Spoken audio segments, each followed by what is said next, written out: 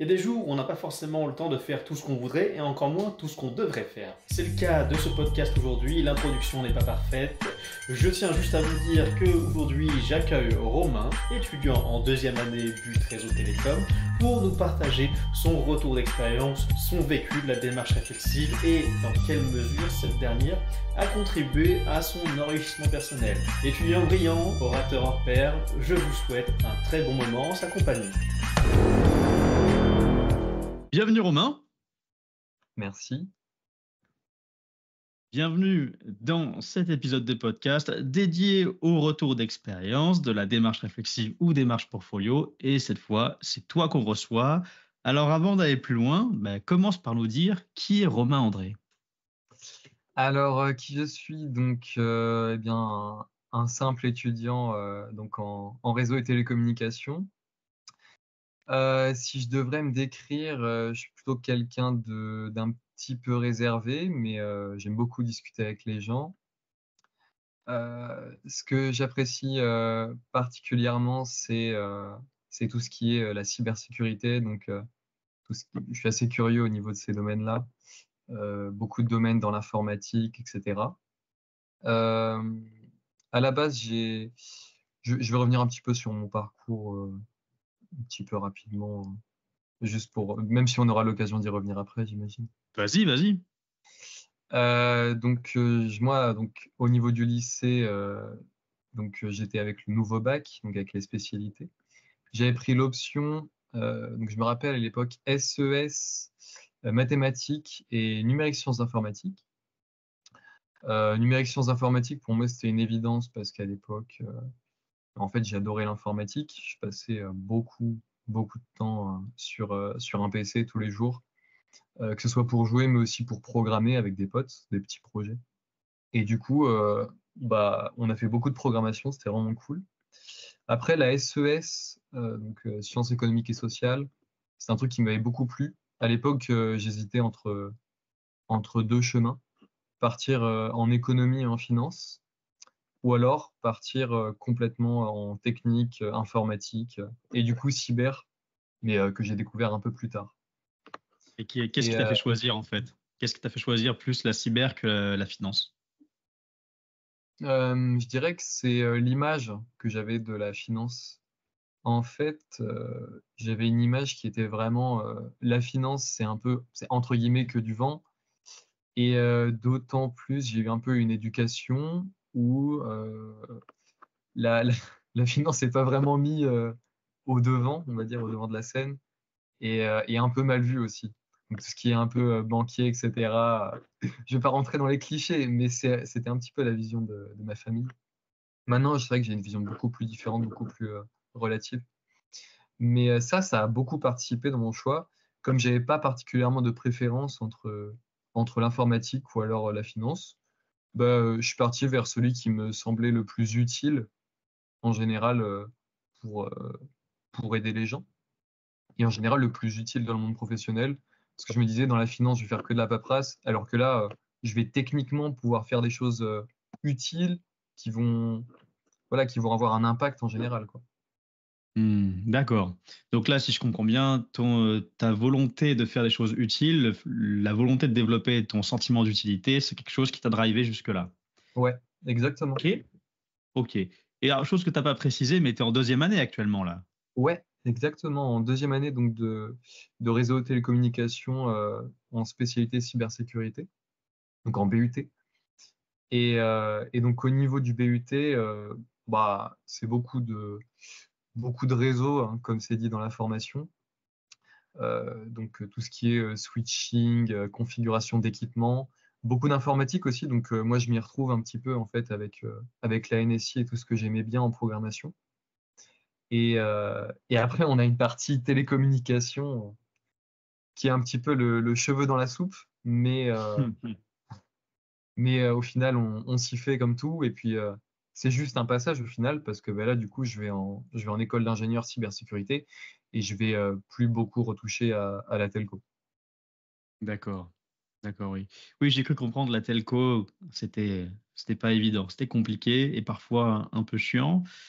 Et justement, parmi les cheveux dans la soupe ou les matières inutiles, on rentre dans le cœur du sujet. Quand tu as débarqué en première année, on t'a balancé une matière qui s'appelait démarche portfolio. Est-ce que tu pourrais nous raconter un peu ton périple, ta rencontre, comment as-tu vécu cette rencontre entre toi, même tes camarades, avec cette nouvelle matière? Dis-nous un peu. Alors, je me souviens qu'à ce moment-là, j'avais juste entendu portfolio 2-3 fois dans des contenus en anglais, des fois, ou des gens qui disaient vite fait le mot, mais j'avais jamais été regarder la signification. Et même, pour le coup, après avoir passé plusieurs cours de portfolio, de démarche portfolio, j'avais toujours pas compris la définition exactement. Euh, j'ai pris le cours vraiment à la cool, où je me suis dit, je vais juste faire ce qu'on me demande sans réfléchir davantage, quoi. Et surtout que c'était un truc que je connaissais pas trop. Et la professeure, à ce moment-là, nous l'avait pas introduit comme quelque chose d'intéressant. Et elle nous avait juste introduit la technique et pas le fond au final. Voilà Pas le pourquoi. pas le pourquoi exactement, pas pourquoi on fait ce cours, ni même à quoi ça sert véritablement et aussi concrètement en fait. Donc c'est vrai que à ce moment-là, j'étais un peu en mode on va suivre le cours et puis voilà, quoi, on va faire ce qu'on nous demande. Généralement, je fais beaucoup ça pour les cours où on me demande de faire des choses techniques, on me demande pas de réfléchir sur ce que je fais. Je suis pas du genre forcément à aller plus loin que ça, à part quand ça m'intéresse. Là, ça m'intéressait pas trop, donc voilà. Ouais. Et si j'ai bien compris, c'était un sentiment qui était partagé par pas mal de monde. Ouais, complètement. Toute la classe. Il y a pas une seule personne qui était à fond dans le cours. Ouais. Moi, je me rappelle pas d'une seule personne. Oui, oui. Et ce qui est très drôle, c'est que là, tu as dit avec tes mots à toi, fallait le faire, donc tu l'as fait, tu noté dessus. Donc, tu définis un peu ce qu'on appelle une adhésion. C'est-à-dire que tu le fais parce que tu as noté, tu n'as pas envie de te manger les tirs, mais au fond, tu n'y C'est crois ça. pas et tu t'en fous un peu. Ouais, c'était beaucoup. Ouais. Après, je sentais que il y a un cours de ça, on l'a de temps en temps.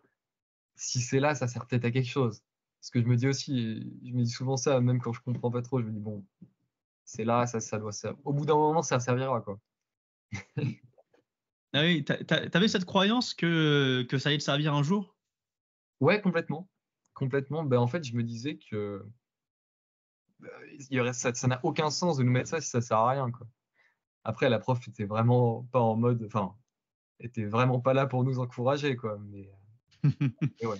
Alors, donc, au bout des 6 premiers mois, parce que là, pour la petite histoire, toi et moi, on s'est rencontrés seulement en janvier 2023, et Ouais. toi, tu avais déjà 6 mois dans les pattes. Donc, au bout de 6 mois, est-ce que tu voyais déjà un peu plus l'utilité ou pas du tout? Non, non, non, pas du tout. Pas du tout.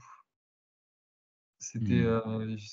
Quand on vous a rencontré, tout de suite, ça a pris du sens, mais jusqu'aux 6 mois, pendant toute la période où on a eu la prof, pas du tout. Surtout que d'ailleurs, en plus, les dernières semaines, on n'avait pas eu cours, c'est pour ça qu'on vous a eu d'ailleurs. Donc en plus, c'était complètement sorti de mon esprit entre les premiers jours et le 6e mois, non. Oui. Aucun changement. Tu dis en plus que ça sort de ton esprit parce qu'en fait, c'est une matière à un coefficient relativement modéré, parfois très inférieur à certaines SAI que vous pouviez avoir. Donc forcément, tu fais des choix stratégiques. Bah oui, il y a ça aussi. Évidemment. Quand on met une heure de travail dans un coef 40, une heure de travail dans un coef 3 ou 4, moi je préfère mettre une heure de travail dans le coef 40, quoi. Et tout le Hmm. monde a la même réflexion. Après, normalement, quand on gère vraiment bien son temps, on peut se permettre de tout faire. Ça, voilà. Mais on est des étudiants, voilà, on va pas forcément tout le temps optimiser notre temps. Des fois, on est un peu en retard et tout. Voilà. Il y a des choses qui Oui, passent à la trappe. bah oui, et vous l'optimisez aussi pour avoir une vie à côté, quoi. Oui, bah oui, il y a ça aussi. C'est vrai Ouais. que penser à ce qu'on fait à côté, quoi. Ouais. Ce qui est très important. Alors, si on doit rentrer maintenant dans le prolongement de cette première année, tiens, raconte-moi un peu notre rencontre. Qu'est-ce qui s'est passé quand on s'est rencontrés? Euh, alors, donc si je me remémore bien, tu es venu dans la salle et je sais pas si tu avais commencé déjà à faire cours ou si dès le début tu t'es dit ou si dès le début tu as commencé à nous dire, «Bon, on va parler un peu du sens du cours», parce qu'il me semble que c'est dès le début.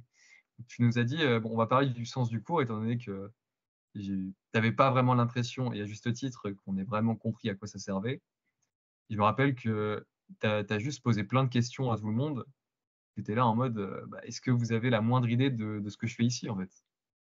Mmh. Et ça c'était moi j'ai trouvé que c'était vraiment pas mal, mais surtout en plus avec ta prestance à l'époque où beh, c'est vrai que tu avais beaucoup de prestance et quand tu es arrivé dans la classe, c'est vrai qu'il y a très peu de profs qui avaient autant de prestance. Donc ça dénotait complètement des autres cours qu'on avait, que ce soit dans le sujet ou dans la forme, en fait. C'était un Tu peu es en une train de dire anomalie. que je l'ai perdu là, avec le temps? Non, pas du tout. Oui, parce que j'ai dit à l'époque. Non, non, mais tu m'as bien compris, bien sûr. Mmh.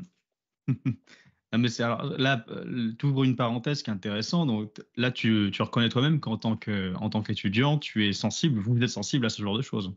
Ah bah, alors là, et je dis même plus que sensible, je dirais que c'est littéralement un pilier fondamental, en fait. Je dirais que c'est oui, et c'est vraiment un pilier fondamental. Quand tu veux, qu'on ait ton attention, la prestance, la manière de se comporter, la manière de s'habiller, de prendre soin de soi, la manière de s'exprimer, de se tenir droit. Voilà, tout ça, ça rentre en compte et ça rentre même beaucoup plus en compte que ce qu'on pourrait penser, initialement quand on pense à un cours, en fait. Ah là là, je sens l'esprit de Romain qui a été mûri par les 12 règles de Jordan Peterson. Bouquin qui est à côté d'ailleurs, Mmh. mais ouais, ouais, le bouquin est complètement fou. Il est là, il t'apprend la vie en 12 règles. Bon après, je sais qu'il a fait encore 12 autres règles, il me semble, mais j'ai pas fini de le lire et c'est vrai que, là, en l'occurrence, j'ai exprimé la première règle qui est la règle le fait de se tenir droit. Heu, je vais pas trop m'étendre sur le livre, j'aimerais plus par contre m'étendre sur Jordan Peterson. Juste faire une parenthèse, c'est quelqu'un vraiment, qui nous aide à comprendre le sens en général qu'on peut donner à notre vie, comment, donner du sens à notre vie. Et je dirais que moi, c'est quelqu'un qui m'a fait beaucoup me rendre compte de comment, la vie est plus dure que ce qu'on imagine, en fait. Et parce qu'on peut se dire en tant qu'étudiant: «Ouais, bah, écoute, je vais traîner à la cool, juste suivre les études, trouver un petit taf et tout tranquille». Mais en fait, c'est beaucoup plus complexe que ça, la vie. Heu et les drames, des fois, arrivent au moment où on s'y attend pas et il faut savoir s'y préparer. Il faut savoir se préparer à ce qui peut nous arriver dans la vie, quoi. C'est quelqu'un, Oui. je pense, qui m'a beaucoup enseigné ça. Ah. Et justement, sur ce gars qui t'a aidé en fait à trouver ou qui t'accompagne dans ta quête de sens, est-ce que pour faire le lien avec la démarche réflexive, est-ce que tu dirais pas quelque part qu'avec du recul maintenant que l'une des grandes forces de la démarche portfolio, ça serait de vous aider en fait à alimenter votre quête de sens? Si, ah bah, la quête de sens, la fameuse quête la fameuse quête de sens. Oui, effectivement, en fait, la démarche portfolio, elle a tout ce côté, vous vivez des expériences, qu'est-ce que ça vous a apporté et qu'est-ce que ça représente pour vous? Par exemple, je fais un projet par exemple, un projet cyber où je hack des VM. Bon, on peut le prendre, comme simplement un projet où j'ai acquis des connaissances techniques, et on peut s'arrêter là. Ou alors on peut aller plus loin et se dire: «D'accord, mais pourquoi est-ce que je fais ça? Est-ce que ça a du sens dans ma vie? Est-ce que je veux continuer dans cette direction?» Et même est-ce que, je vais poursuivre dans cette direction jusqu'à, trouver, du sens au final? Et est-ce que d'ailleurs, oui, aller dans cette direction a du sens? Est-ce que Ouais. continuer à hacker des VM comme ça, je peux trouver, un sens derrière et un sens qui va m'animer, qui va m'aider à poursuivre mon travail, qui va m'aider à évoluer tout simplement? Ouais. Heu, Ouais, c'est vrai. évoluer dans le travail, d'une certaine manière. Ça, la Oui. démarche portfolio peut nous aider à le trouver. Ça, tout ce que tu viens de dire, tu n'en avais pas forcément conscience au début, avant qu'on se rencontre. Non, absolument pas. Alors là, en fait, après le truc, c'est qu'une fois qu'on on nous le dit, une fois que vous nous l'avez dit et qu'on y réfléchit un tout petit peu, ça devient presque quelque chose d'évident, en fait. Parce qu'on se dit, bon, ok, on parle de nos projets, d'accord, mais nos projets, c'est dans notre vie, c'est un rapport avec notre vie. Et rapidement, on peut faire plein de liens avec la vie en général, avec le sens qu'on lui donne. Je dirais que c'est des choses qui arrivent presque spontanément, une fois qu'on a un semblant de compris ce qu'était la démarche portfolio. Alors là, on a l'impression, en quelques minutes, on a eu un Romain sceptique et maintenant, on a un Romain assez convaincu, voire même engagé. Est-ce que tu pourrais nous dire qu'est-ce qui a été le game changer dans tout ça, dans ce cours? Qu'est-ce qui s'est passé? Ça a été pas grand-chose. Ça a été simplement l'explication, en fait. L'explication de base de ce qu'est la démarche portfolio et de ce qu'est en général le fait de faire des analyses réflexives. Quand je regardais un projet pendant les 6 premiers mois de ma formation, je voyais une acquisition de connaissances techniques. Quand j'ai commencé à regarder un projet avec vous, c'était davantage qu'est-ce que ce projet signifie pour moi? Et est-ce que en fait ça valait vraiment le coup que je fasse ce projet? Est-ce qu'en fait j'ai perdu mon temps? Et la dimension, je ne vais pas dire morale, mais il y a peut-être une petite Tu part peux, de oui, ça. tu peux. La dimension morale, simplement le fait d'ajouter cette dimension m'a aidé à beaucoup plus comprendre ce que ça allait m'apporter, la démarche portfolio, en fait. C'est important, c'est très important. Et alors là, si j'ai envie de te faire poursuivre là-dessus, qu'est-ce qui, dans les cours, dans nos séances de TD, en fait, t'ont aidé à prendre ce recul-là, selon toi? Je dirais que c'était beaucoup le fait de poser des questions sur donc, ce que j'ai évoqué précédemment, le sens de ce qu'on fait. Le fait de poser des questions dessus, ça nous oblige à y réfléchir. Et on ne peut pas se dire que c'est des questions bêtes, étant donné qu'on a passé littéralement des heures et des heures et des heures à travailler sur ces projets. Donc, y réfléchir un petit peu plus, voilà, c'est pas, on se dit pas c'est une perte de temps. On a passé beaucoup de temps sur des projets, souvent ils nous tiennent d'ailleurs à cœur. Et donc, se poser des questions morales dessus et nous poser des questions, c'était, je pense, ce qui nous a aidé à évoluer là-dessus. D'accord. Et parce que tu sais, il y a pas mal d'étudiants, mais aussi d'enseignants, qui se posent la question de comment est-ce qu'on peut enseigner cette matière qui a l'air assez étrange. Toi, si on devait te poser la question, qu'est-ce qu'un bon enseignement de la démarche réflexive? C'est quoi une bonne séance de télé dans votre formation? Une bonne séance de TD, c'est partir d'un sujet que proposent les élèves. Là, je vais vraiment dire la séance typique, mais c'est vrai que pour moi, c'est vraiment une des excellentes séances, quoi. Partir de sujets que les élèves proposent, c'est-à-dire des sujets qui leur tiennent à cœur. Ça peut être des sujets philosophiques, parce qu'il y en a certains, ils réfléchissent à des sujets philosophiques, et ça peut en intéresser d'autres. Ça peut être des sujets plus terre-à-terre. Et en général, partir de ces sujets-là, les développer et développer la structuration de notre pensée dans un premier temps. Donc développer le fait de ne pas partir non plus dans tous les sens, dans toutes les directions, poser des bases, poser un peu des axiomes sur les sujets qu'on évoque. Et puis une fois qu'on a posé ces bases, construire par-dessus, de manière lente s'il le faut. Et c'est ça aussi le travail, c'est que souvent il y a plein de gens, et moi le premier, qui vont proposer beaucoup d'idées sur des sujets, et ces idées vont s'empiler rapidement, et il ne faut pas non plus partir trop vite dans ces idées. Et je pense que le professeur doit vraiment prendre ces idées, essayer de ralentir celles qui sont un petit peu trop en avance, et essayer de faire venir ceux qui n'ont pas beaucoup l'habitude de parler, ceux qui sont un petit peu plus réservés, etc.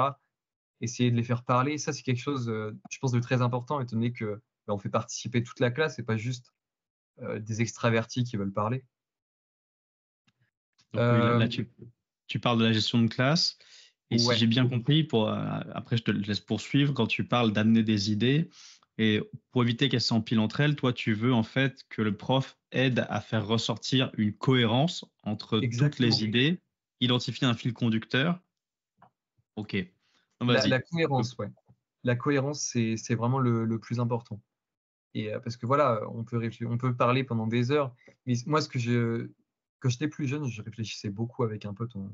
Quand j'étais au collège, on discutait vraiment pendant des heures, des heures, des heures, de plein de sujets philosophiques et tout.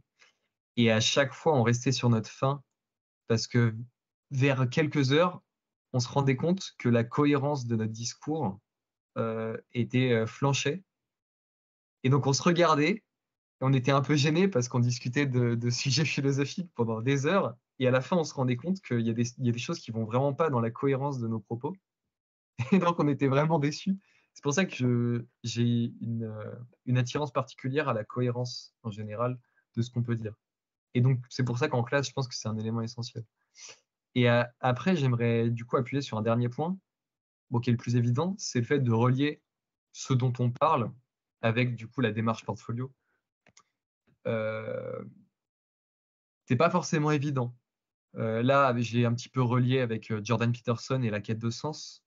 C'est entre guillemets un peu facile à relier avec la démarche portfolio. Mais on a des sujets qui sont un peu plus difficiles à relier avec la démarche portfolio. Ça peut être des sujets, par exemple, la dernière fois, on avait évoqué le stoïcisme. Comment relier le stoïcisme avec la démarche portfolio? C'est pas forcément quelque chose d'évident. Et même là, si j'y réfléchissais, honnêtement, je ne trouverais pas le lien immédiatement. Alors que par contre, voilà, dans tous les cas, c'est quelque chose de très important et d'essentiel de relier ce dont on parle avec la démarche portfolio pour que ça reste évidemment dans le sujet et dans le thème et pas simplement qu'on ait une discussion philosophique comme ça entre potes, mais que ça mène un peu à rien. Même si ça ne mène jamais à rien, on prend toujours des leçons et on acquiert toujours des compétences. Chaque discussion, si on s'y engage honnêtement et de façon authentique, nous amène toujours quelque part. On ne sait pas forcément où, c'est pas toujours dans l'endroit qu'on souhaitait, mais ça nous amène quelque part. Et peut-être pour nos auditeurs qui trouveront un peu notre échange ésotérique ou stratosphérique, on pourrait faire un exemple. On va essayer de connecter le stoïcisme avec ce que tu fais en stage actuellement. D'accord. Donc, qu'est-ce que tu fais en stage actuellement? Actuellement en stage, je vais prendre une journée typique. Par exemple, aujourd'hui, j'ai découvert un nouvel outil physique donc, qui s'appelle une rubber ducky, qui est donc une clé USB, une fausse clé USB qu'on branche sur un ordinateur et qui va exécuter des commandes qu'on lui aura configurées préalablement.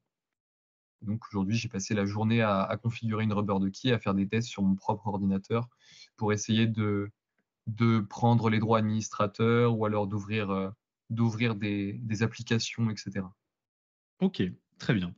Donc maintenant, on a pris ça d'un côté. De l'autre côté, on va essayer de prendre une acceptation assez simple, entre guillemets, du stoïcisme, qui est l'harmonie entre le corps, l'esprit d'un individu et son environnement. Ma question est donc la suivante. Dans quelle mesure ce que tu fais en stage contribue à ton équilibre? L'équilibre entre ton corps, ton esprit et ton environnement. Alors, en quoi donc ce que je fais actuellement, c'est-à-dire pirater mon PC avec des rubber ducky, m'aide spirituellement? Oui. Je dois réfléchir un petit peu.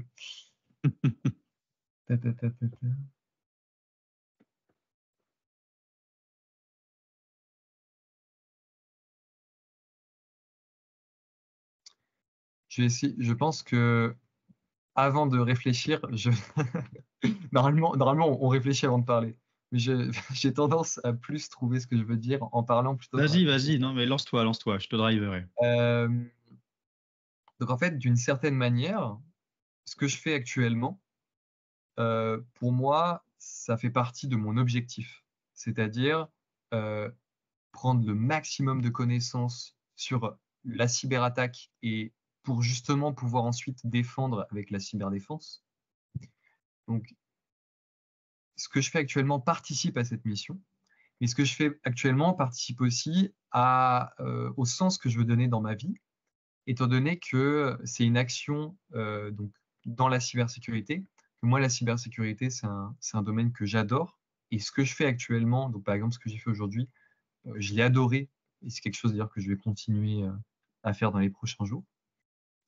Donc je dirais que je fais actuellement quelque chose que j'aime et je fais quelque chose qui a du sens pour moi et qui va m'aider à avancer.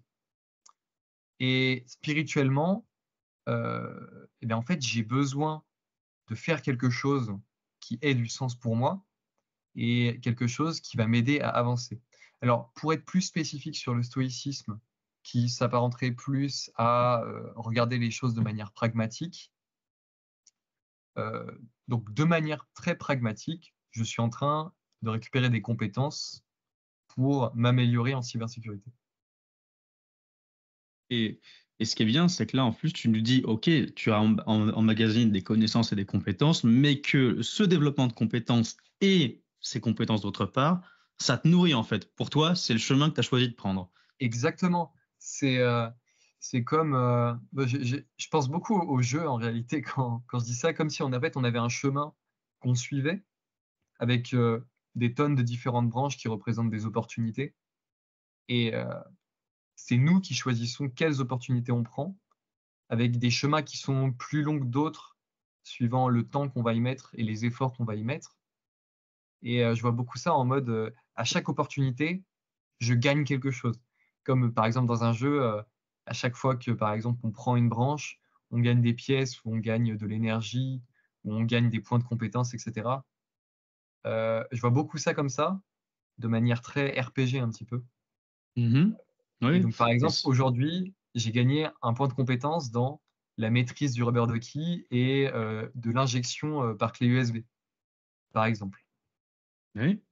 De toute façon, si on y pense, les jeux vidéo, ils ont été conçus à partir des projections du réel, c'est-à-dire que c'est le réel qui existait avant les jeux vidéo. Donc, quand tu veux, un peu comme plein d'univers, comme Star Wars, je sais pas, moi, le Star Wars, n'importe quoi, on s'inspire de quelque chose, mais on ne peut pas imaginer quelque chose qu'on ne connaît pas. C'est un peu, pour donner l'exemple, un alien, tu veux imaginer un alien, et ben, tu vas peut-être te dire, OK, ce sera un homme vert, mais quand tu dis un homme vert, tu parles d'une créature humanoïde, bipède, qui a des bras, des jambes. Tu ne peux pas Exactement. penser quelque chose que tu connais pas. Ouais. C'est ça, Donc, c'est relié à notre imaginaire collectif, c'est relié à ce que nous on pense. ouais. D'ailleurs, je rebondis rapidement là-dessus. Jordan Peterson en parle beaucoup, il fait beaucoup d'analyses de fiction, notamment j'ai vu Pinocchio et d'autres choses comme ça. Et c'est vrai que c'est quelqu'un qui m'a aidé à me rendre compte que la fiction, c'est pas juste ah tiens, j'imagine un truc, etc. On peut tirer des leçons de la fiction. Des gens, par exemple, qui sont un petit peu sceptiques par rapport à la fiction, qui disent ah oui, c'est juste aller, je sais pas, je donne un exemple, va jouer à ton jeu ou alors va lire ton livre, etc. Sans vraiment, en le dénigrant un petit peu. En réalité, il y a beaucoup de leçons à tirer de la fiction et je pense que il faut savoir voir les leçons qu'il y a dans la fiction. C'est quelque chose presque à apprendre entre guillemets. Et voilà, c'était une petite parenthèse par rapport à Jordan Peterson parce qu'il fait beaucoup justement de références au fait que la fiction reflète la réalité. C'est un reflet complet de la réalité. Même si des fois il y a des choses irréelles, on peut toujours en tirer quelque chose. Oui, oui, mais alors moi, ça va être, ça va être intéressant vu que tu prêches un convaincu. J'adore la fiction. Tu vois, je suis un grand fanat de l'univers Star Wars. Et pour moi, en fait, plus je découvre, plus je bûche, plus je bouffe du Star Wars, plus je me rends compte que c'est une œuvre philosophique vraiment magnifique. Et si je devais conseiller un documentaire, ça serait Star Wars, l'Empire des rêves. Tu rentres dans la tête de George Lucas qui t'explique qu'est-ce qu'il avait en tête, en fait, quel qu'est-ce qu'il a voulu montrer dedans. Et tu vas vite t'apercevoir, si tu fais attention à plein de petits détails, c'est que Star Wars, c'est ni plus ni moins en fait une mise en scène de problématiques humaines, de dilemmes philosophiques, de quêtes de sens, d'affrontement de plusieurs quêtes de sens, convergentes comme divergentes. Et ça, dans un univers qui, après, à mes yeux, me paraît beau et intéressant. La science-fiction, en fait, c'est juste un registre, c'est une grille de lecture, c'est une façon d'exprimer des choses. Et là, c'est mon point de vue personnel, mais ça permet d'avoir de jolies histoires. Si on en revient en fait très vite sur un cours, dans une de nos séances où on avait parlé de l'importance de raconter des histoires, les meilleurs messages, tu peux les faire passer en fait via des histoires. Complètement, ouais. En plus, de base, l'être humain retient beaucoup plus les histoires. C'est quelque chose qui naturellement s'ancre dans notre cerveau facilement parce que c'est quelque chose de structuré, surtout les histoires structurées d'ailleurs. Oui. Et je rebondirais sur le fait que dans les fictions, souvent, on a des fictions qui se terminent bien pour quand même beaucoup la plupart du temps. Et ça, c'est des choses où les gens se disent: «Ah ouais, mais la fiction, c'est pas la réalité. La réalité, ça se termine pas bien» et cetera. Mais justement, je dirais que la manière dont les fictions se terminent bien nous permet de visualiser un objectif, un «idéal» entre guillemets, qui est positif. Et je dirais que les fictions qui se terminent bien sont vraiment, pour moi, représentent, une manière d'avancer positivement dans la vie. Après, c'est peut-être un petit peu simpliste comme réflexion, mais personnellement, j'ai pu le remarquer que quand je regarde beaucoup de fictions qui se terminent bien, mais j'ai en général une pensée plus positive, en général, beaucoup plus prévoyante aussi. Ah. Alors là, ça m'intéresse ce que tu dis. J'aimerais, tiens, on va faire une comparaison avec la fiction, ce que tu viens de décrire là, et la démarche portfolio. Ma question est la suivante. Selon toi, ne penses-tu pas que la fiction comme la démarche portfolio peut aider à se dire que les choses vont aller mieux ou que les choses pourraient être meilleures? Complètement, complètement. En fait, je dirais même, c'est une partie de l'essence même de la démarche portfolio. Quand on réfléchit à ce qu'on fait, à ce qu'on a fait, dans le passé, et beh, on réfléchit aussi à, de quelle manière, est-ce qu'on peut s'améliorer pour que dans le futur, les actions, qu'on va effectuer, bah, seront, plus bénéfiques ou alors seront en général, de meilleure qualité. Mm. Voilà, quand on a créé des réseaux par exemple, les premières fois donc dans notre formation, beh, on montait un réseau de rien et voilà, on tombait sur beaucoup de problèmes, que ce soit techniques ou de structure même, en termes de en termes de réflexion, au niveau de la réflexion, de la structure et cetera, de nos réseaux, des topologies notamment et en fait, on a beaucoup réfléchi ensuite à, qu'est-ce qui nous a manqué, lors de nos projets? Pourquoi, ici, on n'a pas réussi à implanter un protocole? Pourquoi ici ça allait pas, au niveau de la structure? Et en fait, pour les projets d'après, qui ont été très similaires, ah bah, on s'est beaucoup mieux débrouillé. Ça a été beaucoup plus rapide aussi et en général, on a pu aller, plus loin et on a pu développer, des choses qui se rapprochent du monde professionnel. Alors, super, super, super. Donc, quelque part, en fait, ce qui est important, c'est de prendre le temps, en fait. On n'y pense pas, mais cette idée de prendre du recul, de réfléchir à ce qu'on fait, ça demande du temps, avoir du temps et de la disponibilité d'esprit. C'est ça. En général, voilà, bon, c'est évident, mais sans le temps, on fait pas grand-chose.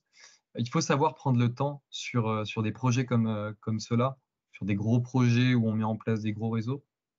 Heu, Quand on se précipite, je vais pas dire qu'on n'apprend rien, mais on évite, enfin, on prend des erreurs qu'on aurait pu éviter et même si lorsqu'on subit des erreurs, c'est pas une perte en réalité, c'est simplement un apprentissage. Heu, c'est quand même beaucoup mieux et on avance quand même beaucoup plus vite lorsqu'on évite les erreurs entre guillemets «bêtes» et c'est ces erreurs-là d'ailleurs qui sont voilà, dommages. Heu, on va beaucoup plus apprendre d'une erreur qui va être, due à un manque de connaissances qu'à une erreur, bête, genre par exemple, «Ah tiens, bah, je vais rouler alors que je suis complètement bourré et puis, bah, je vais avoir un accident». Ça, c'est typiquement une erreur bête, quoi. Quand tu es jeune, bah, ça peut te foutre, une partie de ta vie en l'air et cetera. Alors que des erreurs sur lesquelles, bon, tu n'étais pas au courant, il te manquait des éléments, c'est des erreurs qui, elles, vont beaucoup plus t'apporter, et qui vont t'aider à être beaucoup plus vigilant en général. Mm. Et quelque part, là-dedans, dans tout ce processus, les enseignants peuvent être là pour vous aider à identifier ces erreurs et à vous aider à les résoudre. C'est ça et même tout type d'erreur. Après les erreurs bêtes, bah, i les enseignants gueulent un peu, mais c'est normal, quoi. Quand on fait des erreurs bêtes de configuration, des trucs, des erreurs de typo et cetera qu'on aurait pu trouver nous-mêmes, bon ça c'est des erreurs, qui nous apportent pas grand-chose. Oui, quelque part, ça t'apporte à être un peu plus regardant vers la typo, mais c'est pas ça qui va te faire avancer dans l'informatique. Alors que oui, lorsque les profs nous font relever des erreurs qui, elles, ont beaucoup plus de sens, on se dit ah ça marche pas, mais personne ne sait pourquoi. Et là, les professeurs, ils sont là pour nous aider. Là, c'est là que les professeurs montrent toute leur utilité sans vouloir les résumer qu'à ça. Mais voilà. Ce que j'aime beaucoup, moi, dans les bons profs, c'est le côté magicien, justement. Tu as un problème, et ils arrivent et ils te disent ah, ben si, regarde, c'est la solution. Ouais. Et ils sont assez Après, puissants. je pense quand même Oui. que c'est pas la manière d'éduquer, enfin, entre guillemets, la meilleure manière d'éduquer. Je sais qu'actuellement, j'ai donc mon tuteur de stage qui a une manière vraiment que je trouve très pertinente pour éduquer. C'est l'apprentissage par challenge. Bon, tu dois connaître, mais c'est vraiment en mode tiens, je te donne un truc à faire. Et donc, lorsque un moment je bloque, mon tuteur de stage, au lieu de me donner la réponse ou de m'aiguiller vers la réponse, il m'aide simplement à reformuler mon problème. Donc reformuler, c'est-à-dire mettre au clair, enlever le superflu, réduire au strict minimum.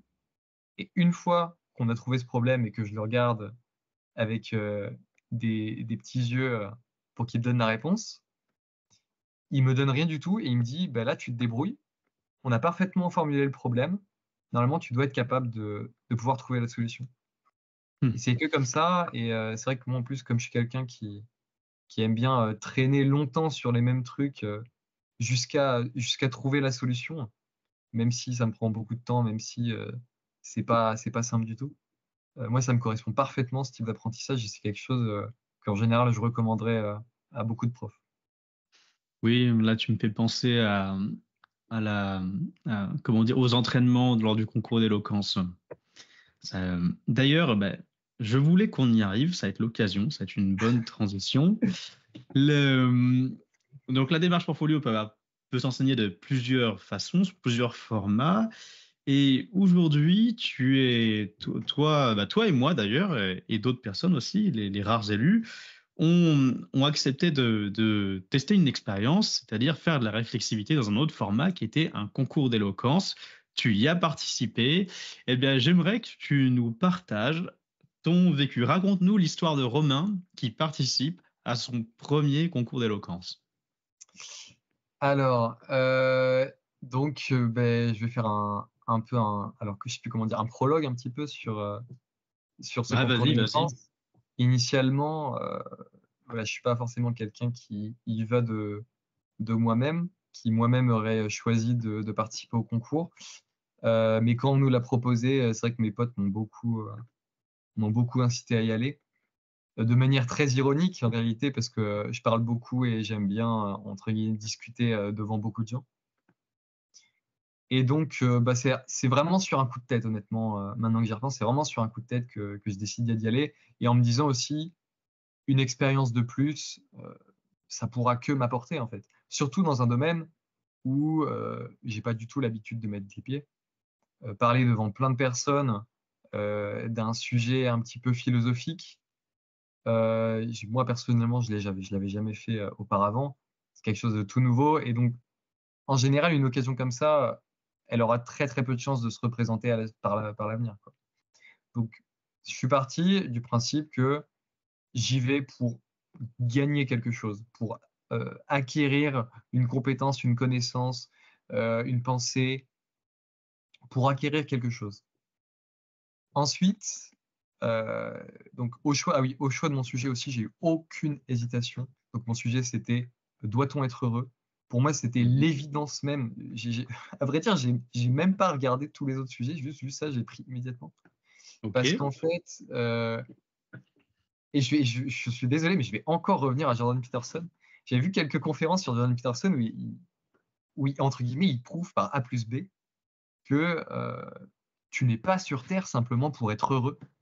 C'est illusoire de simplement ah tiens, je suis là pour être heureux, tiens. Le but de ma vie, c'est d'être heureux. Le but de ma vie, c'est de simplement être content tous les jours, etc. Non, il y a quelque chose de beaucoup plus profond. Et ça, c'est quelque chose que j'ai découvert encore une fois avec Jordan Peterson. Et donc, à partir de là, je me suis dit, tiens, je vais m'inspirer de ce que cet homme m'a enseigné pour ensuite le transcrire à des gens qui ne seraient pas forcément initiés à ça.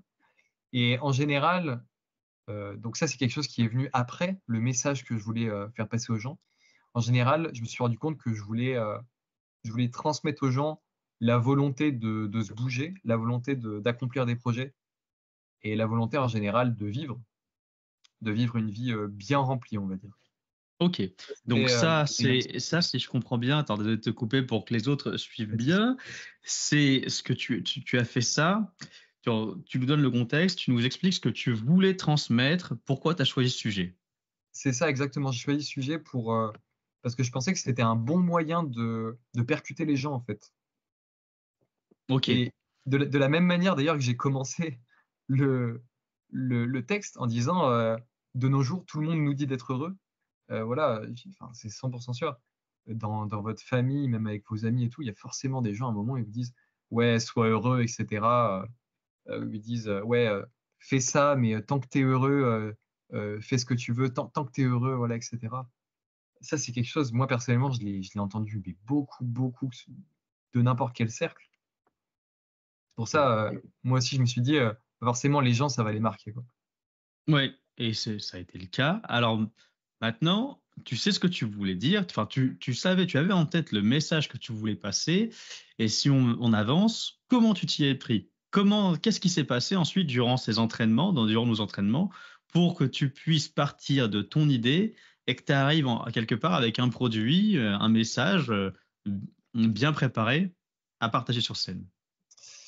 Mais en fait, ma tête était un peu chaotique. Je savais quel message je voulais transmettre, mais par contre, quand il s'agissait de euh, comment je vais le transmettre et quel rythme je vais donner dans mes propos, quelle forme aussi je vais donner, j'avais pas forcément ça en tête et j'avais du mal en réalité à le trouver. Après, on a eu l'occasion avec vos cours, en tout cas avec les petites séances qu'on a eues, de mettre au clair des points essentiels dans ce que je voulais dire. Donc parler du bonheur, parler de sa définition, rebondir sur le fait que les gens, ben voilà, on leur dit qu'il faut être heureux, mais au final, est-ce que ça a du sens de vouloir simplement être heureux?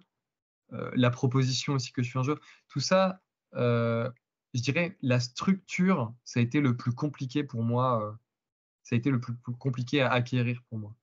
Par contre, tout ce qui était le fond des propos, ce que je voulais transmettre aux gens, c'est vrai que voilà, ça s'est affiné au fur et à mesure, mais du début à la fin, j'avais la base, j'avais le fondamental. Hmm. Tu sais ce que je me suis fait cette réflexion souvent. Toi spécifiquement, oui, ça fusait, ça fusait. Et donc je pense que moi, mon rôle que je me voyais en tant que prof, c'était de tronçonner en fait. Il fallait que je tronçonne, que je t'aide à sculpter, que je donne en fait, que j'amène de l'ordre dans du chaos et que je puisse te donner une ligne directrice. Et c'est un peu comme ça que je voyais le travail avec toi. Mais vas-y, je suis curieux d'avoir ton ressenti. Comment en fait as-tu vu nos échanges? Comment est-ce que tu as perçu l'intervention du prof dans cet accompagnement à son cours d'éloquence? Beaucoup de structure, même si je me répète un peu, c'était moi l'élément qui me manquait beaucoup. Mais c'est vrai que durant les séances même, pour moi, j'étais vraiment dans un environnement où j'avais l'impression d'être très, très chaotique. Et même, j'avais l'impression que la séance était en elle-même très, très chaotique, étant donné que, comme tu l'as dit, ça fusait un peu de partout, etc. Bon, après, toi, tu étais derrière en train de voilà, dessiner la structure de mon discours et tout. Ça, c'était quelque chose pour moi qui était, bon, voilà, qui était game changer. Mais moi, je l'ai beaucoup vécu avec du chaos. J'avais pas honnêtement l'impression tant que ça qu'il y avait une structure derrière. C'est plus là en mode, vas-y, je vais leur dire ce que j'ai à dire et Dylan va m'aider à mettre un petit peu de forme dans ce que je vais leur dire, quoi. Et je dirais même pas jusqu'aux dernières séances, parce qu'aux dernières séances, ça s'est affiné, mais jusqu'à des séances assez proches de, du concours en lui-même. J'étais encore dans cet esprit très chaotique, mais en me disant, au pire, tu sais quoi, euh, tant que tu sais ce que tu veux leur dire, c'est pas grave si tu n'as pas forcément de structure, il faut juste que tu leur transmettes quelque chose. Oui. Et finalement, tu as réussi à créer à créer cet ordre. On a fini par le faire. Oui, exactement. En remportant la première place, tout simplement. Et c'est vrai que c'était. Je repense au moment où du coup il y avait 7 autres personnes qui étaient en face. Donc on était entre guillemets contre cette personne, même si j'aime pas trop me dire ça, je préfère juste me dire qu'on était en concurrence chacun entre nous. Mais c'est vrai qu'il y avait donc le BUT R&T qui était nous, on était 2 personnes seulement. Et ensuite le BUT Génie Civil, si je me souviens bien, où ils étaient 7. Et du coup, c'est vrai que c'était un moment très stressant. Je vais reparler d'ailleurs du moment où ça s'est passé. J'aimerais un petit peu développer. Vas-y. Donc, initialement, aucun stress. J'avais fait les séances précédentes, tout ça s'était plutôt bien passé. Initialement, aucun stress. Et après, il y a eu le tirage au sort de qui allait passer en premier. Et donc, moi, j'étais avant-dernier. Et alors, quand j'ai vu que j'étais avant-dernier, j'étais à la fois content et dégoûté, je savais pas trop quoi penser. Parce qu'évidemment, quand on est avant-dernier, on voit tous les autres passer, donc on a largement le temps de se faire une idée du standard qui est instauré, donc du niveau, on va dire, qui est dans la salle. Et donc, on a le temps de se préparer à s'adapter, de gagner 2-3 petits tips aussi. Parce que quand on passe en premier, voilà, on y va comme on avait pensé. Mais quand on passe en dernier, on a toutes les petites erreurs des précédents, dont on peut tirer des leçons à l'instant où ils les font. Et nous, vu qu'on passe juste après, on a immédiatement, on tire immédiatement les leçons et on prend immédiatement les mesures nécessaires pour éviter de faire les mêmes erreurs. Et donc, j'étais un peu tiraillé parce que forcément, comme on passe en dernier, il y a un peu le stress qui monte aussi. Et en fait, pas du tout. Tout le long, c'était assez calme. Parce qu'en fait, je vais être honnête, j'ai pas vu de performance qui était non plus ultra bonne. Il y avait des performances de qualité, mais qui n'étaient pas exceptionnelles en elles-mêmes. Et attends, donc, pourquoi, à ton avis, pourquoi, selon toi, qu'est-ce qui faisait que les performances n'étaient pas exceptionnelles, selon toi? Parce que c'était trop générique. Et il n'y avait pas aussi assez de conviction. Ça manquait de conviction, ça manquait d'âme, en fait. Il y en avait qui étaient drôles, qui étaient un peu détachés. Il y avait d'autres qui étaient plus posés terre à terre, mais qui étaient plus factuels, donc. Et donc, on avait un peu ces dilemmes. Et on n'avait pas vraiment de personnes qui mettaient son cœur dans la présentation. On avait une dame, un moment, qui a été très, très bonne. Une jeune fille, mais qui, par contre, a floppé à un moment, malheureusement. Et, alors que si elle n'aurait pas floppé, honnêtement, ça aurait été une masse. Oui, ça aurait été un gros challenge, une grosse challenger. Exactement. Parce que oui, là, donc il y a deux choses. Y mettre son cœur, mais aussi arriver à tenir sur la durée. Ouais. Là, ce que les gens ne savent pas, c'est qu'il fallait tenir 5 minutes. 5 minutes en roue libre face au public à pitcher. Et on se rend compte quand on passe, c'est que si tu fais une pause de plus de 4 secondes, c'est fini. C'est fini, tu perds ton public. Pour le récupérer, il faut déployer des efforts colossaux, mais en soi, c'est trop tard.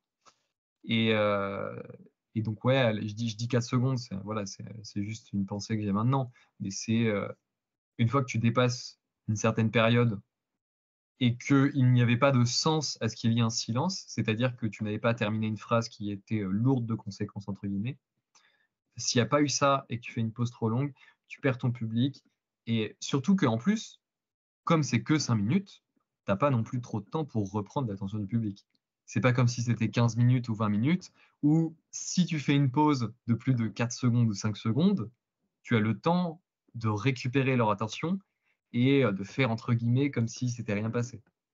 Oui. Et j'ai trouvé que c'était le plus challengeant, effectivement, parce que en fait, tu t'en rends compte quand tu es sur scène, tu vois les regards des gens, tu vois lorsqu'ils te regardent et lorsqu'ils t'écoutent, et tu vois lorsqu'ils parlent avec leurs potes ou lorsqu'ils tournent la tête vers la fenêtre pour regarder s'il fait beau.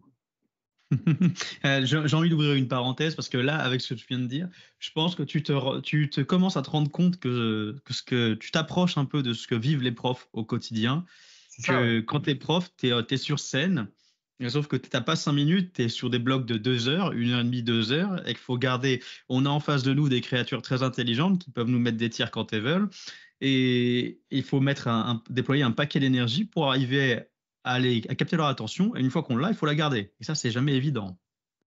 Et d'ailleurs, on revient au premier truc qu'on a dit, c'est-à-dire la prestance, qui est essentielle là-dedans. La prestance en cours comme la prestance durant le concours d'éloquence, hein. Voilà, la prestance, ça nous permet de faire ces pauses de plus de 4 secondes et 5 secondes sans perdre l'attention, justement. Et ça, c'est quand même un gros avantage parce que on a un peu plus de liberté. En général, ouais, c'est ça, c'est la prestance nous permet d'avoir plus de liberté dans nos discours, dans la manière dont on communique ce qu'on veut avec les gens. Et c'est essentiel, tout simplement. C'est vraiment complètement essentiel. J'aimerais revenir, j'ai pas terminé, il me semble, le point de stress. Donc, Vas-y. au moment, oui, c'est complètement désordonné. Au moment où donc mon tour vient, donc juste avant que mon tour vienne, c'est mon collègue qui est passé de RT. Il a fait une performance qui était largement au-dessus des attentes que moi personnellement j'avais. Et donc c'était un peu le stress qui est venu, non pas de l'autre camp au final, mais de mon propre camp.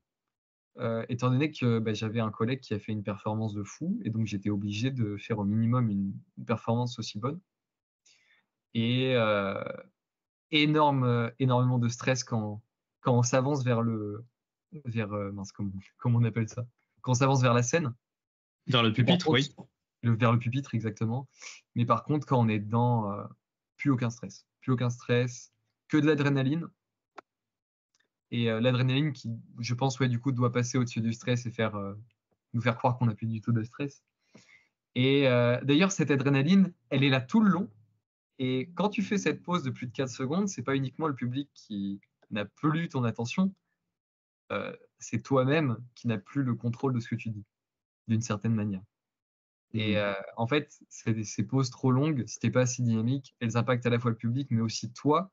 Et pas toi dans le sens où ta réaction publique, toi dans le sens où tu te rends compte que tu as fait une pause trop longue et tu commences un peu à perdre le fil de ton discours. Oui, ça on en revient sur ce que je t'avais dit quand on s'est entraîné. Les pauses, tu peux en faire, elles doivent être un minimum préméditées et surtout elles doivent appuyer tes propos. Le silence, c'est une arme, ça peut être une arme. À toi de le mobiliser au moment opportun. Et tu remarques, c'est pas évident, mais la grande force que tu as, toi, Romain en particulier, c'est cette capacité au lâcher prise. Et Ouais. c'est pour ça que tu as réussi. C'est pour ça que tu vois l'adrénaline comme une puissance que tu vis. En fait, au lieu du stress, tu vis l'adrénaline parce que tu as cette capacité, entre guillemets, à lâcher prise et à foncer, à y aller, en fait. C'est ça, à abandonner tout le stress, tout ce qu'on pense, juste y aller en mode soldat. Et c'est vrai qu'on en parle beaucoup en cours. Enfin, on en a parlé dans les derniers cours qu'on avait fait. Cette idée que tu peux te préparer autant que tu veux. La préparation, voilà, c'est très bien. Une bonne préparation, c'est 50% du travail. Mais par contre, quand il faut y aller, il faut y aller. Il ne faut pas se retenir d'une certaine manière. Il ne faut pas qu'on soit encore ancré dans le passé. Il faut uniquement penser au présent, même pas encore penser au futur, étant donné que tu vas te soucier de est-ce que tu vas faire une bonne prestation, ne pas se soucier du passé parce que tu vas te dire est-ce que je me suis assez entraîné, est-ce que je vais refaire la même erreur que j'ai fait dans mon entraînement. Donc c'est vraiment cette idée de très cliché encore une fois, mais qui est très vrai, hein, d'être uniquement dans l'instant présent et d'être uniquement là pour exercer et là pour être devant ton public, pour leur transmettre le message. Il faut uniquement penser à ce que tu fais dans l'instant. Exactement. Le passé n'existe plus et le futur n'existe pas. Exactement. Mais alors là, j'aimerais qu'on arrive tranquillement sur la fin de cet épisode. Qu'est-ce que le concours d'éloquence t'a apporté? Ou plutôt, dans quelle mesure cette participation au concours d'éloquence a développé, enrichi la personne de Romain André? Ce que ça m'a apporté tout d'abord, c'est une partie de confiance, évidemment. C'est-à-dire que lorsque je parle devant un public que je connais pas, surtout, c'est ça le truc, c'est pas forcément tant le fait, je vais être honnête sur un truc, c'est pas tant le fait d'avoir participé au concours d'éloquence et d'avoir acquis des compétences. J'y repense, ça me fait rire. C'est le fait que, en fait, j'ai participé à un concours d'éloquence que j'ai remporté, et cette pensée-là me fait me dire, ah mais attends, mais j'ai fait ça, c'est quelque chose entre guillemets d'un peu incroyable. Donc ce que je fais actuellement, en fait, c'est bien moins, ça demande bien moins de ressources, ça demande bien moins d'efforts. Donc parler devant ce public de 40 personnes que je connais pas, en fait, ça me dérange pas. J'ai fait quelque chose de bien plus dur dans le passé. Et cette pensée-là, perso, ça m'aide beaucoup, même si du coup, c'est pas entre guillemets la pureté, le fait d'avoir acquis des compétences en général. Même si évidemment, après s'être entraîné beaucoup, après avoir entendu beaucoup de conseils sur comment parler devant une grande foule, etc., les compétences jouent aussi lorsque maintenant je dois parler devant une grande foule. Ce que ça m'a apporté d'autre, du coup, c'est beaucoup de comment je gère ma conviction. C'est-à-dire, j'ai un sujet, je me rends compte que j'y tiens à cœur et je me rends compte que j'ai une position sur le sujet que je tiens beaucoup à cœur. Et je me dis, attends, comment je structure ma pensée par rapport à ma position et comment, si quelqu'un me pose la question, ah, qu'est-ce que tu penses de ça? Comment je vais leur répondre et comment je vais leur partager ma position sur le sujet.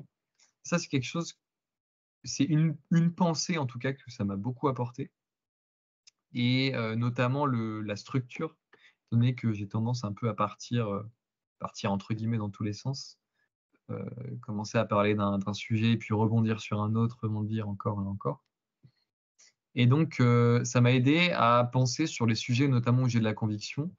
C'est bien beau de l'avoir de la conviction, mais si on n'a pas une pensée structurée derrière qu'on peut partager aux autres, avoir nos convictions, bon, c'est bien, mais ça va pas au-delà de nous, en fait, tout simplement. Oui. Quand je pensais à toi, je me suis dit, quand je t'ai posé la question, j'essayais aussi d'imaginer ce que tu aurais pu retenir. J'ai pensé à 3 choses. Donc la première, tu l'as dit, c'est la structure, apporter de la structure, de l'ordre dans des pensées qui par nature peuvent se montrer extrêmement fugaces, extrêmement tempétueuses, mais en même temps riches. Première chose. Deuxième chose, bien, qui est liée à la première, choisir ses mots. Choisir ses mots, c'est choisir ses armes. Et ça, comme la structure, la pierre angulaire de toute structure de pensée, c'est le mot, le vocabulaire. Je rebondis sur ça, parce que je viens d'y penser. De plus en plus, je fais attention justement à mon vocabulaire et aux mots que j'emploie. Et j'essaye justement de... Alors, je sais pas, ça dépend un peu des contextes, mais surtout dans le contexte familial et professionnel, j'essaye vraiment de faire attention au vocabulaire que j'utilise, quitte à réfléchir pendant 2 secondes avant de parler pour vraiment trouver le bon mot. Et j'ai de plus en plus de facilité à trouver les mots de vocabulaire, quitte à quelquefois recadrer ma mère quand elle dit un mot d'une mauvaise manière. Et je suis là, non mais attends, on parle français ici quand même. Attends. Puis lui donner le mot qui est cherché. C'est bien, c'est très bien parce que, encore une fois, je vous l'ai déjà dit, le français, c'est un langage. Un langage, c'est un ensemble de codes et de symboles dont on se sert pour communiquer. Et si ta mère et toi n'avaient pas les mêmes codes et n'utilisaient pas les mêmes symboles, eh bien, on arrive à une incompréhension. Ce qui m'amène en fait à le troisième gain, ou le troisième enseignement que tu peux retenir, c'est la nécessité dans ces moments-là d'apprendre et de se connecter à son environnement, à ses interlocuteurs. Le mot connecter, il est peut-être un peu fort, mais tu me diras si je me trompe. C'est quand tu es sur scène, en fait. Il faut les regarder. Là, ce qui est très dur, en plus, c'est à 5 minutes. En une fraction de seconde, il faut arriver à sentir à sentir ton public, sentir son état d'esprit, savoir comment il se sent, mesurer un peu les émotions, adapter. Et ça demande du lâcher prise et ça demande une adaptation, une flexibilité constante. Parce qu'en fait, tu peux naviguer sur des mers calmes, déchaînées, mais à chaque fois dans un brouillard, vu que tu sais pas ce qui va se passer. C'est ça. Et d'autant plus, alors, personnellement, j'ai certains, j'ai jamais su ça, mais j'ai certains traits qui sont introvertis, certains traits qui sont extravertis. Et j'ai tendance à plus me considérer comme introverti. Et en tant qu'introverti, le fait de se connecter à tout un public, ah oui, il y a aussi l'idée que on se connecte pas à un public, en fait, on se connecte à chaque personne qu'on a devant nous individuellement.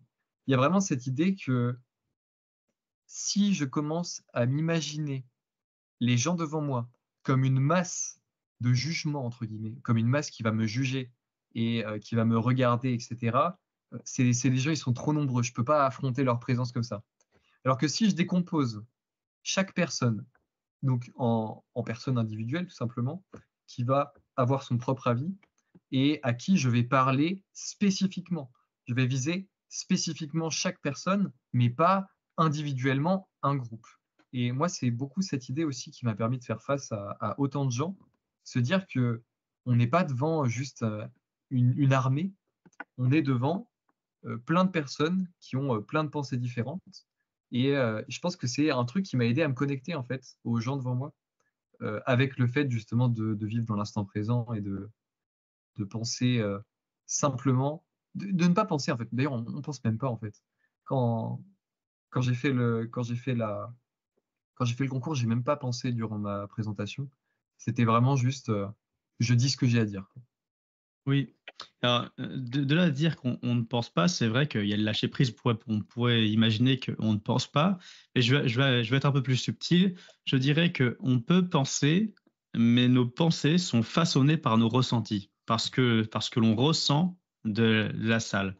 En fonction de notre capacité à sentir l'atmosphère, eh bien, on va imaginer et on va dire des choses. C'est-à-dire que nos pensées vont être drivées beaucoup plus parce que l'on ressent sur l'instant.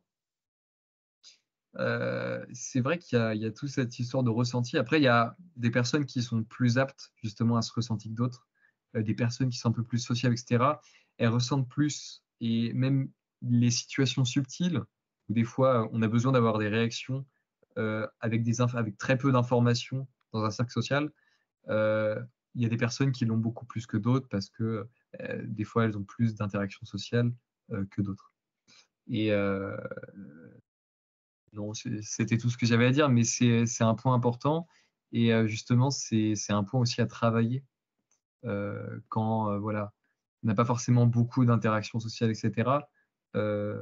Essayer de réfléchir à des situations dans lesquelles on est actuellement et se dire quelle est l'atmosphère dans laquelle je suis, quel est le sentiment partagé dans la salle. Alors, là, c'est peut-être beau, mais je pense qu'on pourrait finir le dernier apprentissage là-dessus, c'est d'apprendre à t'ouvrir et surtout à aller chercher les autres, à t'ouvrir aux autres, l'ouverture aux autres, mais l'ouverture authentique. C'est que tu t'intéresses vraiment aux gens pour ce qu'ils sont dans leur globalité. Exactement. Et d'ailleurs, c'est un peu tout ce qui est quand on est trop pragmatique, quand on est trop matérialiste, on n'arrive pas à s'ouvrir comme ça aux gens parce qu'on ne voit pas forcément les gens pour ce qu'ils sont, mais on voit plutôt les gens pour ce qu'ils nous apportent en général. Exactement. On est plutôt matérialiste. Et je dirais que ouais, le fait de commencer à voir les gens pour ce qu'ils sont et les gens pour ce qu'ils sont en tant qu'humains, pour les caractéristiques humaines qu'ils ont, je dirais que c'est une très très bonne manière de se connecter aux gens et c'est un très très bon atout lorsqu'on doit participer à un concours d'éloquence. Et aussi, c'est un très bon atout quand on doit enseigner une matière inutile à des étudiants intelligents. Ah là là, je m'y ferai toujours pas à ce truc inutile. Je te dis ça, et quand je te dis ça, je pense à Boris. Je sais pas pourquoi je l'ai en tête, il m'est venu en tête, mais justement, vous avez tous, en fait, vous êtes 17 par groupe, et vous avez tous des personnalités bien différentes. Et plusieurs fois, je me suis dit, bah oui, 17 contre 1, je fais pas le poids. Mais ça veut dire que vous êtes 17 fois 1. Et moi, je suis aussi 1. Donc, on peut simplement, en fait, construire et échanger ensemble, mais en étant honnête et authentique. C'est pour ça que je vous ai demandé dès le départ d'avoir ce climat où on puisse parler honnêtement. Même si c'est pour me dire des choses que je ne vais pas apprécier, parce que c'est pas grave. C'est nécessaire. J'étais en train de faire encore une allusion au jeu vidéo. Euh, Quand on est level 1 et qu'on doit affecter un level 17, c'est presque impossible. Par contre, quand on est level 1 et qu'on doit affecter un autre groupe de level 1 et qu'on peut commencer individuellement au fur et à mesure, la tâche n'est plus du tout impossible. Oui, oui, c'est ce qu'avait même dit Mathéo. Mathéo en avait parlé.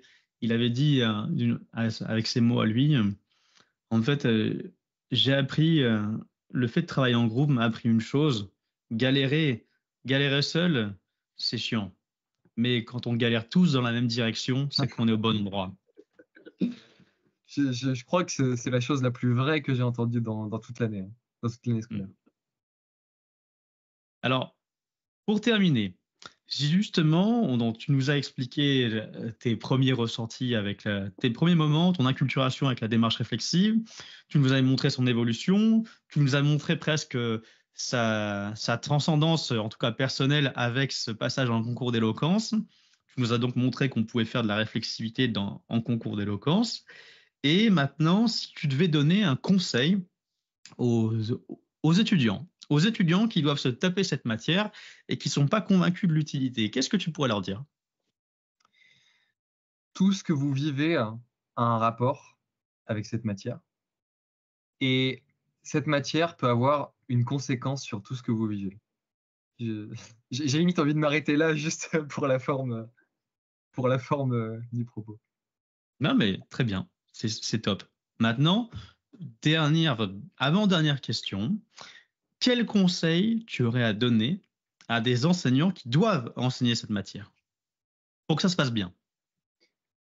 On a parlé juste avant de la connexion. Connectez-vous avec vos élèves. C'est-à-dire, voilà, c'est pas des gens qui vous contraignent, les élèves. Et si vous le voyez comme ça, d'ailleurs, eux-mêmes vont vous considérer comme quelqu'un qui les contraigne. Et à partir de cette mauvaise relation, vous allez juste vivre une mauvaise année ou plusieurs mauvaises années. Dans l'intérêt de tout le monde, ouvrez-vous à vos élèves, même si des fois on peut se dire ah oui, mais il faut qu'on fasse tout ce programme dans l'année. Ah, mais on n'a pas le temps si on commence à trop parler entre nous, etc. C'est pas grave parce que en fait, si vous allez faire ce programme sans vous ouvrir et en étant très contraignant avec vos élèves, ils vont même pas apprendre, ils vont pas retenir sur la longue ce que vous allez leur apprendre en fait. Donc dans tous les cas, c'est contre-productif. Donc même si vous avez l'impression de perdre du temps en discutant avec vos élèves plus que ce que normalement vous devriez le permettre, et en discutant pas forcément des sujets de cours très techniques, mais en divergeant un petit peu. Voilà, toute la curiosité autour de votre cours, il faut aussi la cultiver pendant le cours et pas uniquement se dire ah tiens, les curieux, ils vont discuter de mon cours en dehors du cours. Vraiment top. Connectez-vous à vos élèves. C'est vraiment puissant, ça. Je retire la phrase. OK. Alors maintenant, j'ai l'habitude de faire ça avec ceux qui passent. On arrive à la fin du podcast. À toi le mot de la fin. Je te laisse conclure. Ah, ok, d'accord. Mais j'avais jamais vu une interview jusqu'à la fin, donc j'avais pas réalisé qu'il y avait cette tâche à la fin des interviews. Si je dois dire un mot de la fin, mais en fait le mot de la fin correspond beaucoup à ce que je dis précédemment. Je vais trouver un mot de la fin.